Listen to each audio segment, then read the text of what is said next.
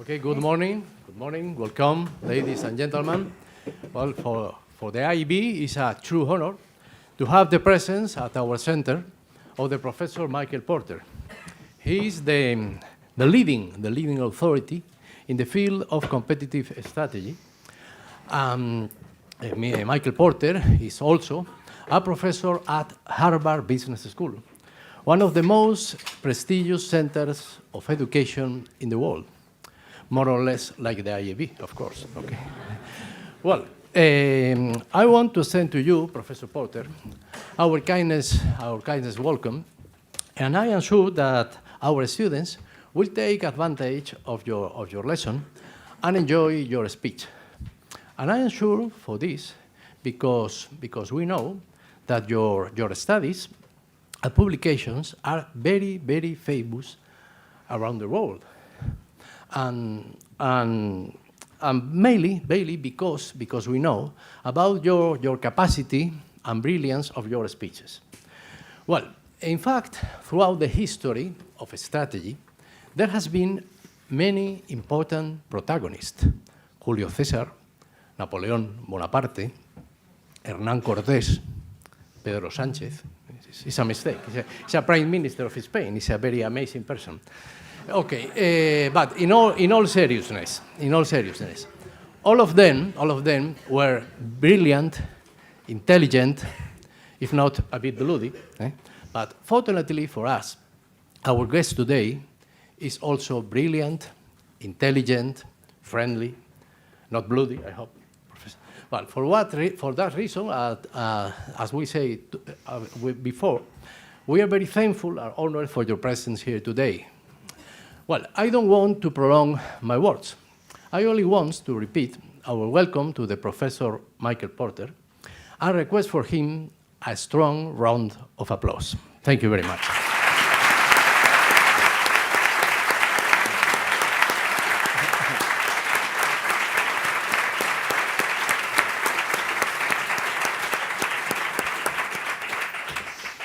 Well, good morning all. It's a great pleasure for me to welcome Professor Michael Porter, especially because he's one of the persons who influenced me to spend half of my professional and corporate life working on strat planning.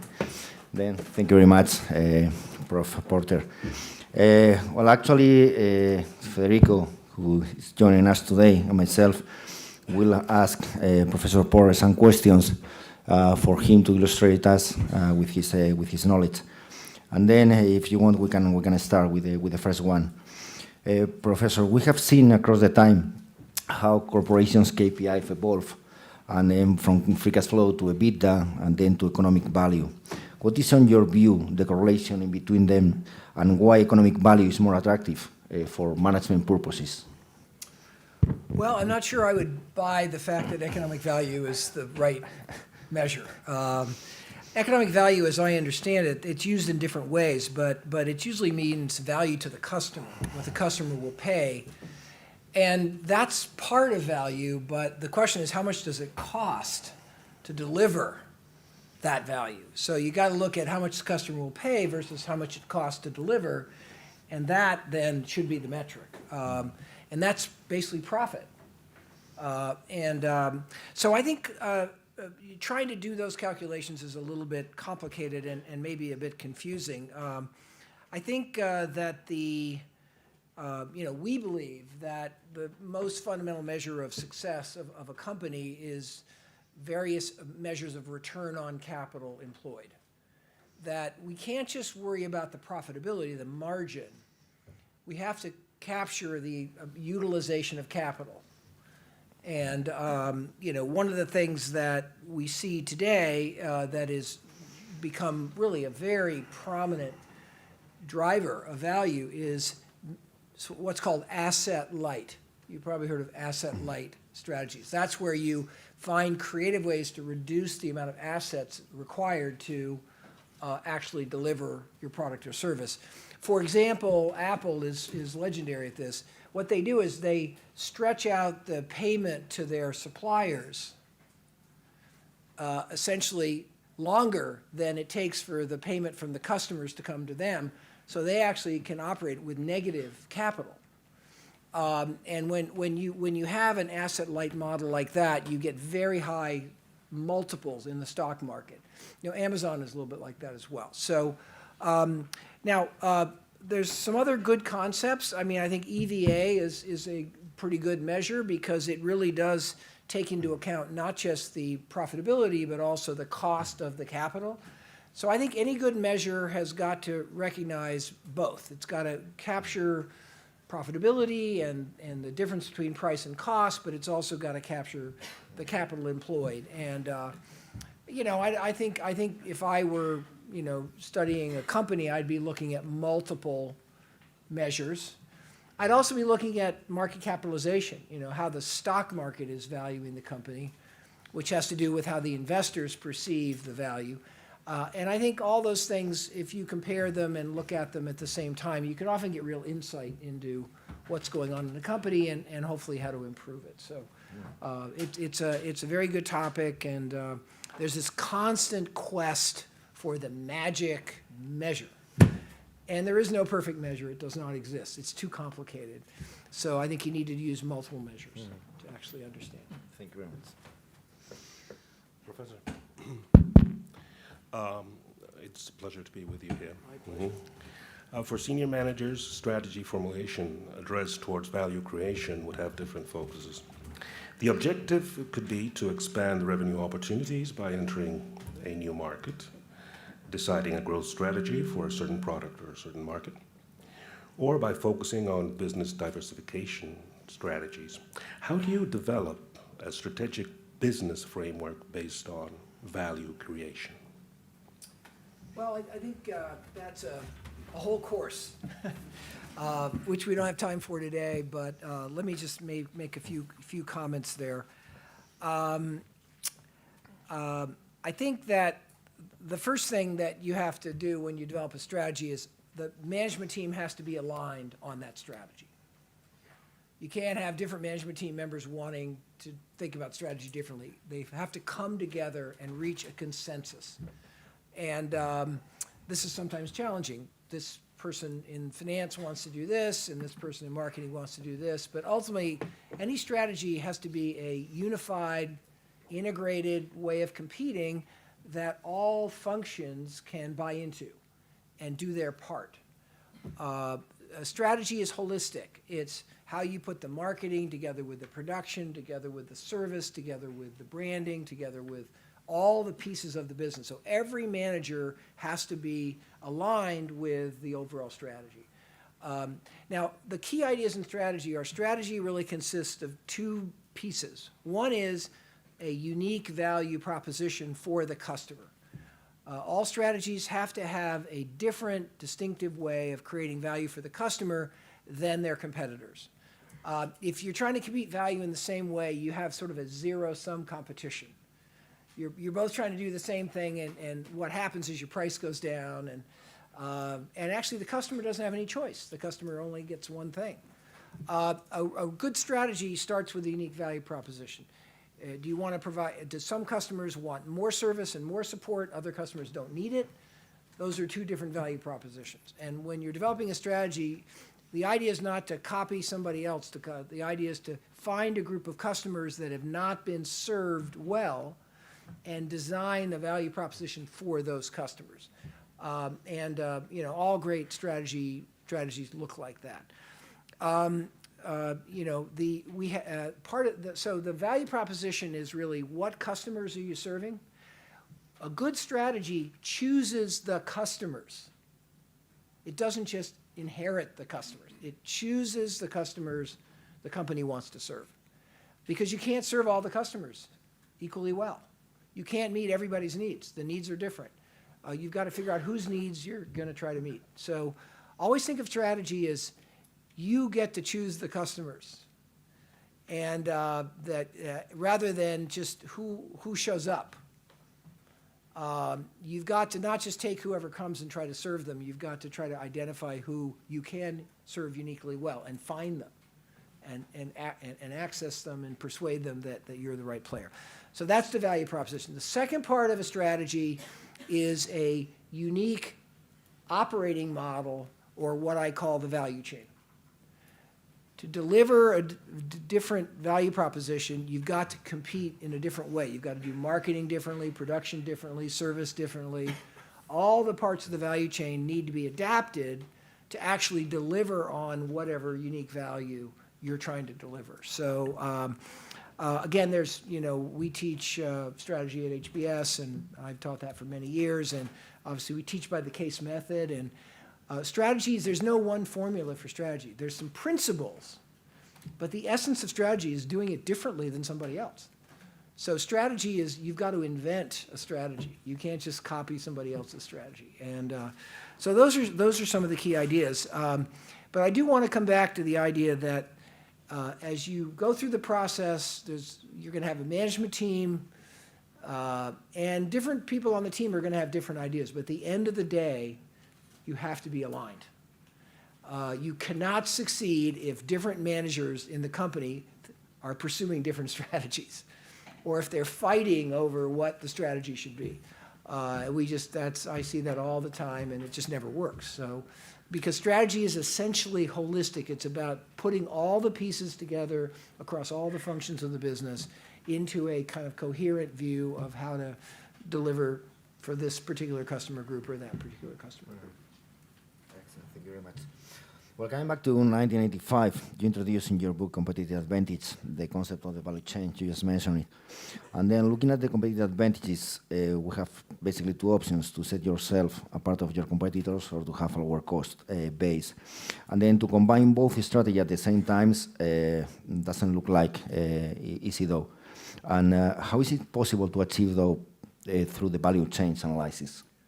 So let's all understand the value chain. You all sort of know, you clearly know what that is. It's essentially the set of activities involved in conducting a business. Service, product development, all the activity. And there's a framework for kind of organizing those activities. When you are in a business, you're just doing lots of things. And the value chain is the tool for identifying all those things so that you can look at them, as a group. The value chain is then sort of the fundamental unit to understand competitive advantage. All competitive advantage comes from things you do in the value chain. It could come from product development. It could come from being really low cost of manufacturing. It could come from having the best sales force. It could come from having the best after-sales service. So to really understand value chain, you can't think of the company as a whole. You've got to get down. To really understand advantage, you've got to get down to the value chain, okay? And then you have to have the value chain where the pieces fit together. The way you do marketing reinforces the way you do production, reinforces the way you do service, reinforces the way you develop your brand image. So the value chain is really the plumbing, underneath the overall strategy. And now you mentioned low cost. What we know is that there's two basic types of competitive advantage. One is low cost. And if you can find a way to do something more efficiently than your competitors, not just one time, but because you've got a better model, then that can be an advantage. And if you're lower cost and you can achieve a similar price, you will be more profitable. Again, strategy is about superior profitability. That's what it's about. If you don't want to be superior, you don't really need a strategy. You could do a little bit of everything. But the essence of strategy is superior profitability, and one way to have superior profitability is to be economically more efficient, structurally, to deliver the product at lower cost, okay? The other competitive advantage is to deliver something that the customer will pay more for, and that's what we call differentiation.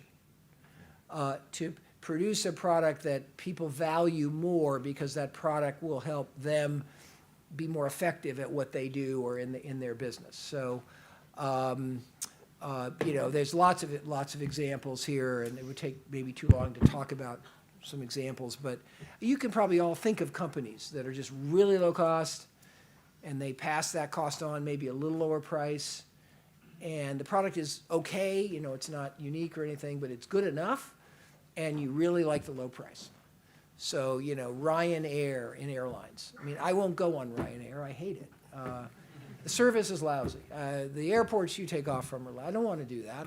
And luckily, I don't have to because I can afford to go on, Iberia or some other airline that has a different way of achieving competitive advantage, which is more on service and kind of providing the right environment for the customer and so forth. So differentiation involves a whole set of different things than low cost. And usually what we discover is you can't do both at the same time. It's very hard to be the unique company that gets the higher price and also be the lowest cost, because usually what it takes to get a higher price is better people, more service, products with more features, and those things are costly. To develop a product with 10 features is more costly than developing a product with 5 features. The production is also usually different. So we've often said that, once in a while it can happen for a short period of time that you can be both lowest cost and differentiated in the same business. But usually over time, somebody comes in and finds that customer segment that doesn't really need all of the features and really focuses on that and that customer group. So, that's kind of the dynamic of price versus cost. And then that all then relates to the plumbing is the value chain. And it's how you go about marketing, how you go about production, what your supply chain looks like. There's not one best supply chain. There's different supply chains that have to do with how frequently the delivery is, what kind of service the customer wants with the delivery. And you can have a very simple supply chain that just shows up and throws the package, with the customer. And you can have another supply chain where somebody provides a lot of support and service. And so, in fact, one of the things we say, and this is sometimes shocking, is there's no such thing as a good supply chain. There's no such thing as good marketing. There's only good marketing for a particular strategy. And the best marketing for this strategy is not the best way of marketing for that strategy. And so I think we have to understand that strategy is putting all the functions together, recognizing the diversity of needs in the market and putting those two things together. Hopefully that, I could go on, but we'll stop. Professor, business succeed or fail based on their competitive advantages, no? And we have seen a number of innovative business practices that have been really milestones, but competitive advantages is evolving real fast. There's been a tremendous evolution in the last 20 years, but what's a bit scary is what's coming on now with these business evolution. What's your perspective of the future we're going to confront? Well, that's a fairly general question. I will tell you that competition is always changing, and that creates new needs from customers, and technology creates new opportunities for doing things, production or whatever, delivery or whatever it is.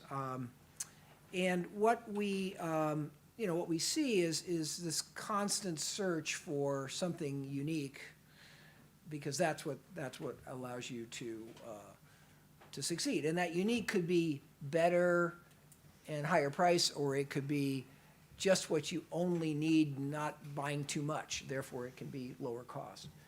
And these things, and there's this constant process. And there's no, in any economy, there are thousands of different ideas for strategy that apply in different industries. And companies are always coming up with a new innovation or a new idea about what's a space, what's an opportunity that's not met. And one can't really generalize about what strategy innovations. Every strategy is different if it's going to be successful than the competitors. Therefore, every strategy that's successful is an innovation. Nobody's done it quite that way before. So entrepreneurs are always looking for the unmet needs. They're always looking at the way to use technology differently. Two of the things that we see really very, very important today are one point I've already made, and that is the concept of asset light. This is a new insight about competition and the asset-light model, that is, you use as little capital as possible, find creative ways to not have to use as much capital. If you can find that in an industry, you can often find a new space, which allows you to, achieve really high returns on capital. You know, if you don't have to use many assets, then your capital return is very, very high. So asset light is one of those things that's affected a lot of industries. Another one, and more broadly, I think the thing that's had the most impact on strategy ideas lately is information technology, is the whole digital transformation. In virtually every industry, you can do things differently with digital technology than you could before we had the level of expertise we have now, including the smart products that have sensors and create all this new data. I just gave a speech at the big event here on the next frontier of digital, and that is augmented reality. I don't know if you all know what that is. But augmented reality is where there's a different interface between the digital information and the human. And right now, the problem with digital is the way you get digital is you have to look at a computer screen, and it's flat. And then you've got to figure out what that information on the screen means for what you want to actually do in the real world. And digital data is two-dimensional, and the real world is three-dimensional. And the question is how to take the 2D data and figure out how to use it in the 3D world. And that's what augmented reality is. It's where you superimpose your digital information onto the user's view of the real world. So a good example, that we all know is the heads-up display in a car, which is not the most efficient way going forward. We're not going to see that for too much longer. But heads-up display is where instead of looking at a GPS screen down on the dashboard and then trying to figure out what you're supposed to do when you turn, and sometimes you don't turn at the right place, or sometimes you get in an accident because you're not looking where you're going. The heads-up display says, let's project the information we need to take action onto the windshield. And so right when you're looking at the real world and you're seeing superimposed there data and pictures about here, we turn here. It actually shows you where to turn. You don't have to look at the screen and figure out, is that the right street? You see the turn. You see how fast you're going. So that's an example of AR. And it's a very, very powerful technology. It's in the very early stages. Pretty soon it's going to be everywhere, everything. That's the way we're going to link the digital world with us, the humans. If you go back in history, the interface between humans and products was mechanical. You get in the car, you want to turn on the radio, you look at your dashboard, there's a switch, and you just go click. I loved it. Now you go into a car, and because it's all digitized, you have a graphical user interface.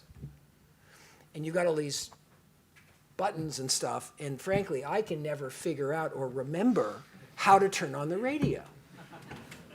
Because there's so many options on the graphical interface. That's one of the strengths. You can have a lot more control options, but the presentation on a 2D flat screen is not really very helpful for getting the user to actually do what they want to do. So we're gonna have a world of AR where, for example, you walk into your kitchen, with your, and you're going to, by the way, AR is going to, the interface is going to be this. It's going to be just a pair of glasses like this. And those glasses are going to have the capacity to overlay data.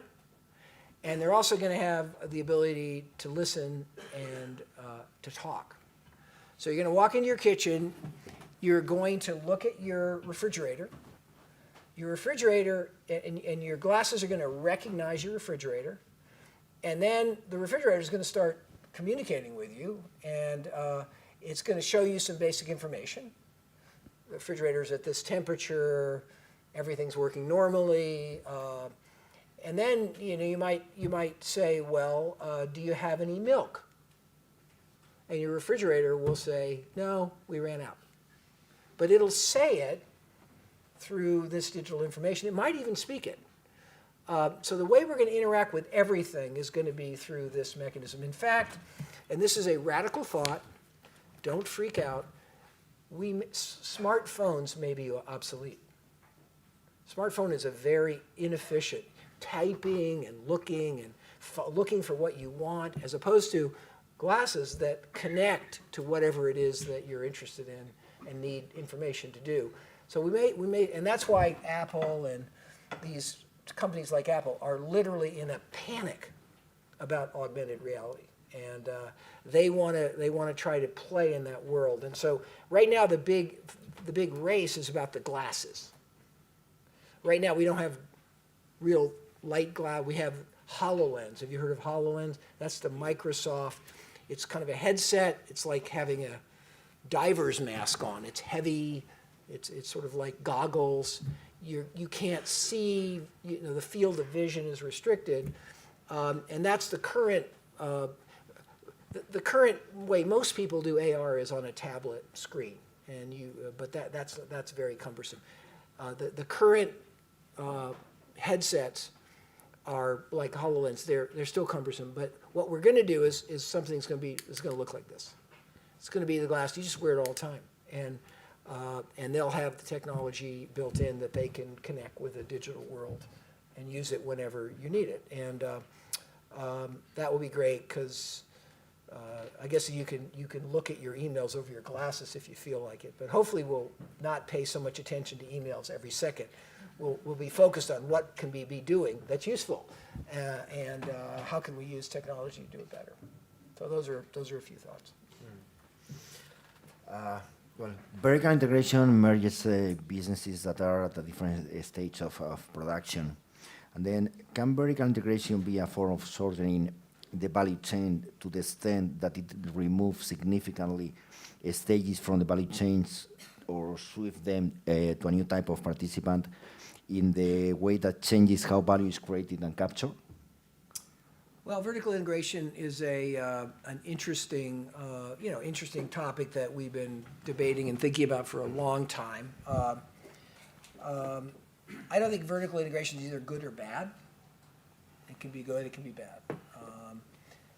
For example, in the aluminum industry, where I've worked a lot, or aluminium, if we were in England,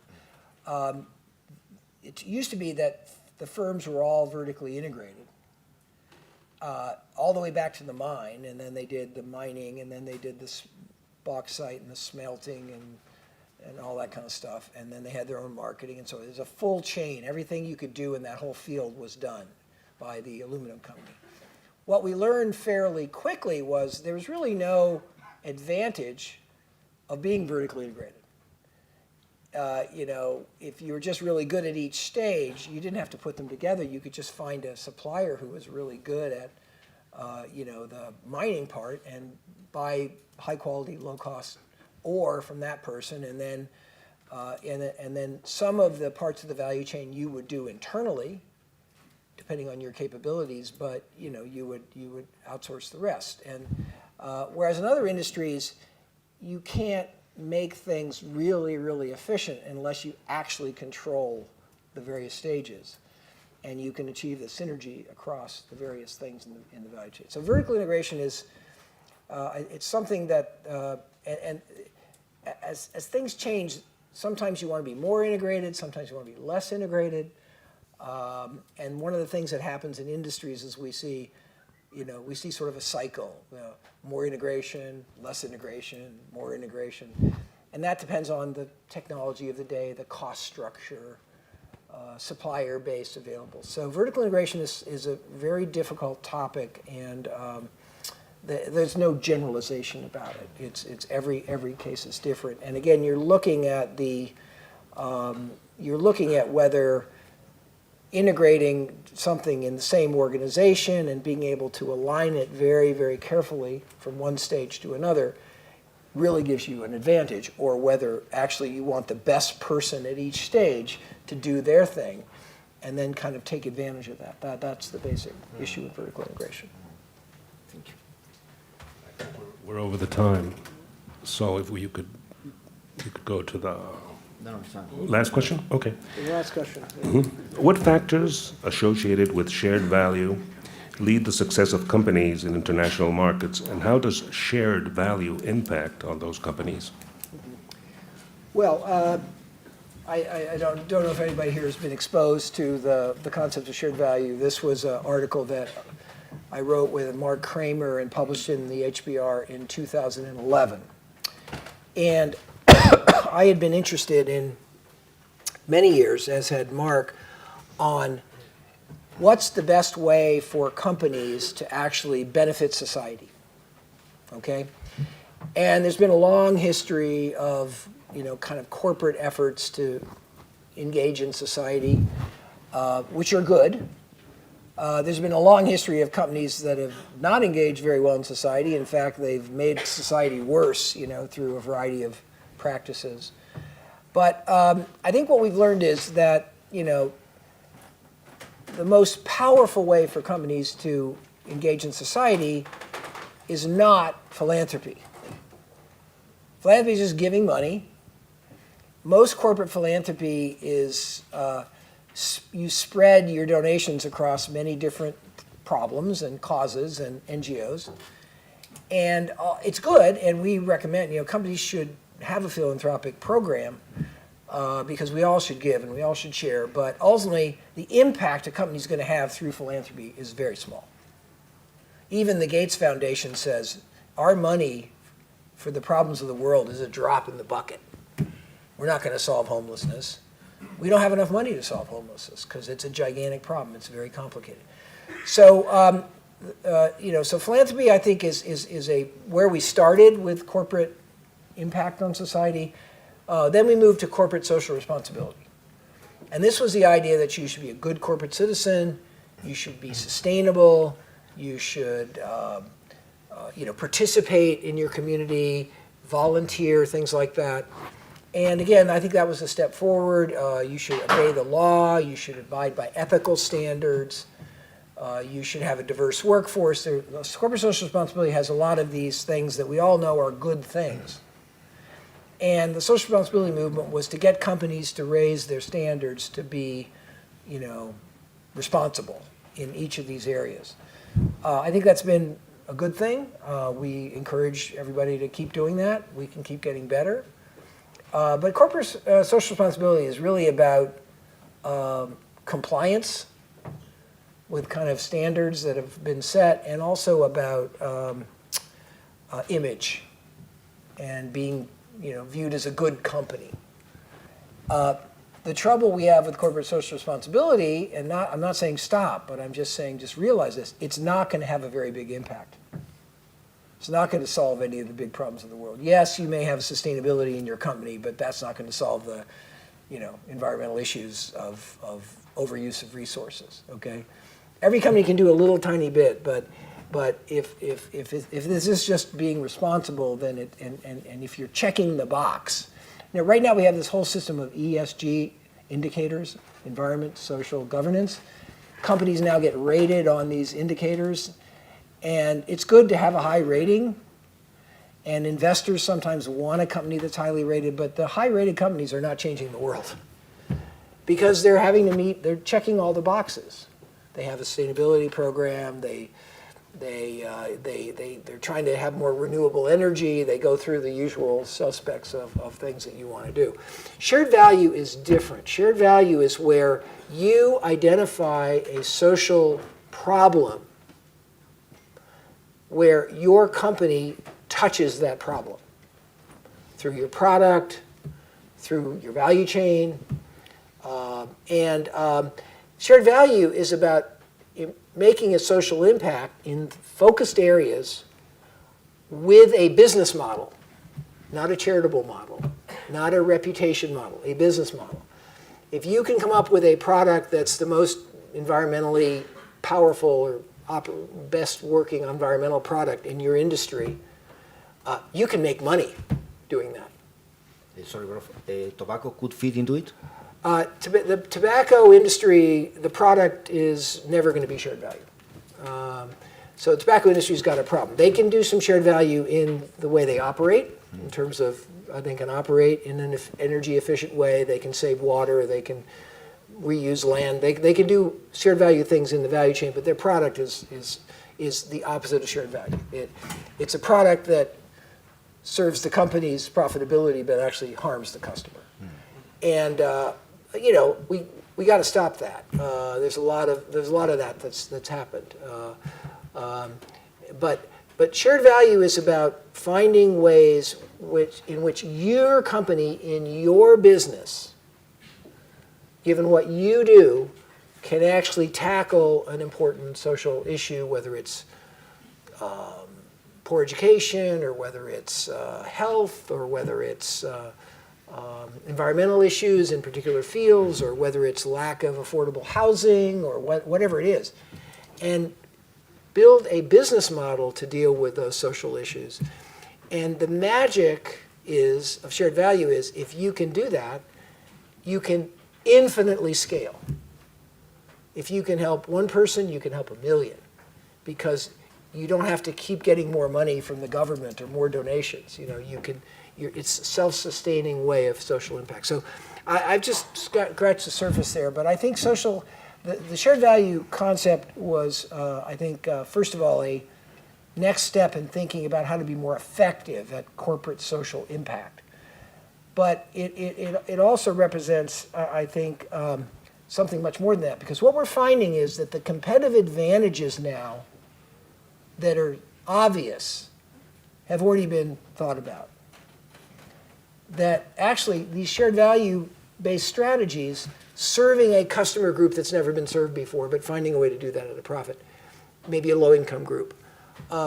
Shared value strategies are opening up some of the most unique new kinds of strategic positioning and value propositions. So what we're finding is that shared value is not just it's not like philanthropy. It's really a way of thinking about strategy that it allows you to see new strategies that nobody has seen before. And we were very happy that we persuaded Fortune magazine every year to create a new list, which maybe we don't need any more lists, but we thought we needed a list of companies that were actually changing the world through shared value. So the list comes out, you know, in August or September. You can look it up. You can see who's on that list. But these are companies that are not just being philanthropic. They're not just being good citizens.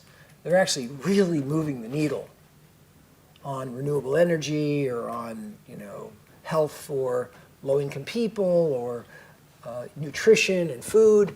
And that is the great hope we have, that business can actually take on these issues and not rely on the traditional models of government and NGOs, which tend not to be as efficient as we can be, and also tend to depend on lots and lots of money. You know, you have to give more money because that's the only way you can do more. You have to get more money so you can do more. So the shared value concept is an effort at, you know, starting a whole new chapter of thinking about what is our role in business to really move the world in the right direction. So we're very proud of that. This is something I work on a lot. It's interesting to see around the world, there are now more and more shared value prizes. There's one in India, there's one in Japan, there's Australia, where there's a process to select companies that are doing this and publicize them and try to get more companies thinking this way. We have whole organizations of businesses in various countries that are organized around the shared value movement. So I think we're seeing a lot of interest in this idea on a global basis, and we're just hoping that there can be more and more and more, because the more companies are doing this, the better it's going to be for society and issues, social issues, but the better it's also going to be for our reputation and the trust society has in us as businesses. And right now, that is low. We're too often in business seen as the problem. We're making too much money, or we're polluting, or we're doing this or we're doing that. And business now has a reputation that we need to change. And if we using capitalism as the tool make very powerful impacts on particular social issues, I think that will put business back, I think, in a much better place in society, and people will, young people will be much more comfortable going into business, as opposed to thinking that to do the Lord's work you have to be at an NGO because they're solving all these difficult problems. Well, unfortunately, NGOs aren't solving them. They're just making them a little better.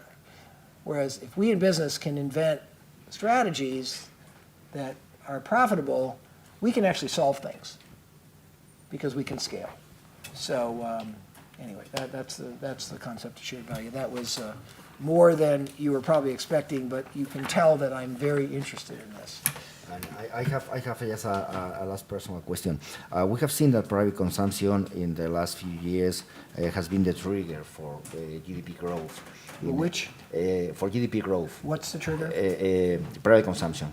Private consumption? Yeah, in many economies. And then, but now consumers have a different way to consume. They have internet, etc., etc. Mm-hmm. On your view, what is the future on that sense from a consumption standpoint? How can it affect corporations?